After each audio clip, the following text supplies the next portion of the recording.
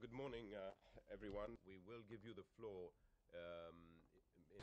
We came to the conclusion on the basis of the facts we found that there was strong evidence to establish that numerous serious violations of international law, both humanitarian law and human rights law, were committed by Israel during the military operations in Gaza.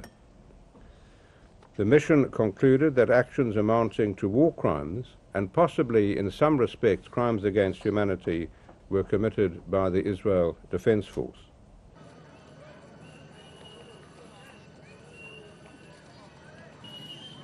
There is no justification in international humanitarian law, or from any moral point of view, to mortar the mosque during the service with hundreds of civilians there. If there were weapons there and the mosque was a justifiable target, it could have been attacked in the wee hours of the night, or certainly at a time when it wasn't being used for a service with civilians present. And I might say there was no evidence of any secondary explosions that one would expect if there were weapons being stored there.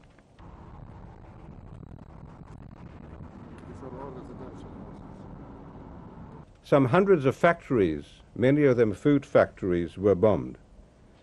Many agricultural fields were bulldozed and destroyed. Now, we came to the conclusion that that sort of destruction cannot be justified by international law, and particularly international humanitarian law at all. It really had nothing to do with the purpose which Israel gave for the military operations, namely to stop the firing of rockets and mortars.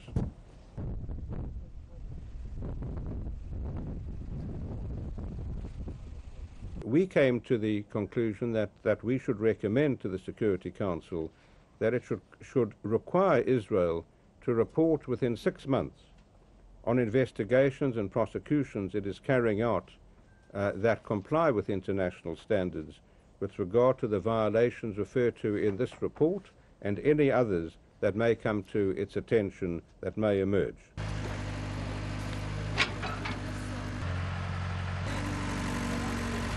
I think it's grossly wrong to label a mission or to label a report that's critical of Israel as being anti-Israel. To accuse me of being anti-Israel is ridiculous.